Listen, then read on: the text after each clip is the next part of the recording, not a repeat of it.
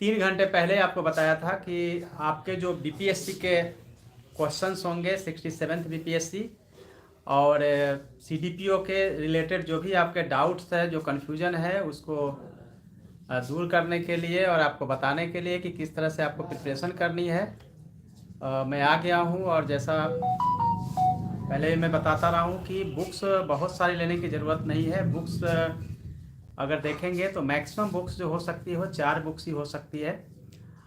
History के लिए जो बुक्स है वो सबसे अच्छी बुक्स बीपीएससी के लिहाज से वो है, और यहाँ स्पेक्ट्रम की मॉडर्न इंडियन हिस्ट्री है। मॉडर्न इंडियन में भी आपको ध्यान रखना होगा कि कौन कौन सा एरिया है जहाँ से पढ़ाई करनी चाहिए। तो आपको ध्यान रखना है कि 1857 की जो रिवॉल्ट है उसको देखना है, 1885 का जो है वो देखना है, 1905 की है वो देखनी है, और एक्ट है 1909, 1919, 1935, ये एक्ट आप देख सकते हैं।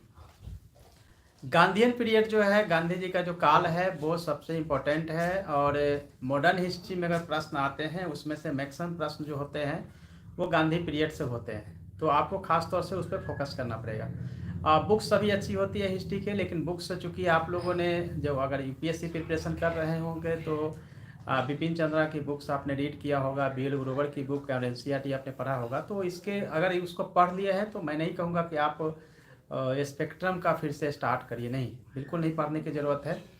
अगर सपोज डेट कि अगर आपने किरण पब्लिकेशन का पढ़ा होगा तो आपको इस बुक को नहीं पढ़ना है, या फिर आपने पांडे जी की बुक है इलाहाबाद से निकलती, अगर उसको पढ़े हैं तो भी आपको मैं यह सजेस्ट करूँगा कि आप स्पेक्ट्रम की फिर से पढ़िए। कोई भी मॉडर्न इंडियन हिस्ट्री की जो बुक्स है उसको कम से कम 4 से 5 बार आपको पढ़ना है, और सीक्वेंस वाइज जो है आपको कुछ डेट्स वगैरह भी लिखना चाहिए, और जो रिकमेंडेशन है कमिटियाँ का उसको देखना चाहिए। तो कुल मिला के हिस्ट्री पे जो मेरा कहना है वो यही है। और हिस्ट्री में 40 प्रश्न आएंगे लगभग, प्लस माइनस 1-2 हो सकता है। अगर 150 में अगर 40 क्वेश्चंस अगर आते हैं तो आप देख सकते हैं कि लगभग 30% के आसपास क्वेश्चन जो है वो हिस्ट्री से आना है, और हिस्ट्री में भी मॉडर्न हिस्ट्री से ही 90% प्रश्न आना है। फिर भी अगर आपको लगता है कि थोड़ा सेफ होने के लिए हमें एनसीएंट से या फिर मेराइवल से भी पढ़ लेना चाहिए, तो एनसीएंट के लिए आप एनसीईआरटी की बुक्स पढ़ सकते हैं। कोई गाइड जो है पतली सी हो सकती है जिसको कि आप ले सकते हैं।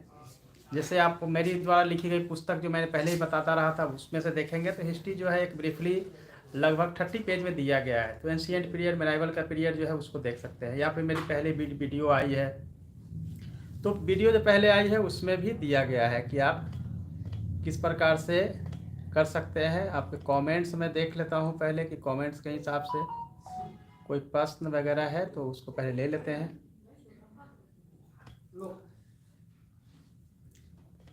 और जल्दी जल्दी सभी लोग जुड़ जाइए, क्योंकि कुछ बातें जो है छूटे नहीं, सभी की बातें जो है इसमें आ जाए।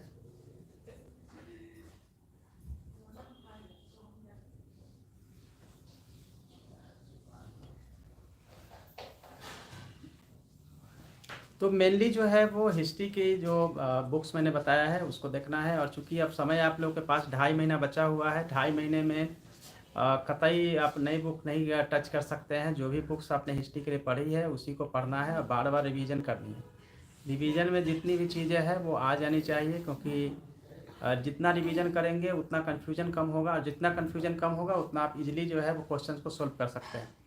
तो पहला आपका फोकस होना चाहिए कि नेक्स्ट 10 डेज आपको हिस्ट्री का रिवीजन करना है, और स्पेशली मॉडर्न इंडियन हिस्ट्री का पढ़ना है। और मॉडर्न इंडियन हिस्ट्री में भी जो 1905 से लेकर 1947 तक का पीरियड है उसी को आपको फोकस करके आपको अपनी स्टडी कंटिन्यू रखनी चाहिए। फ्रेंड्स, मुझे थोड़ी सी इशू ये आ रही है कि आपके कमेंट्स में कोई कहीं पर दिक्कत है। मैं फिर से आपको ऐड करता हूँ और जुड़ता हूँ। तब तक के लिए मैं कट कर रहा हूँ कि कहाँ से कमेंट्स का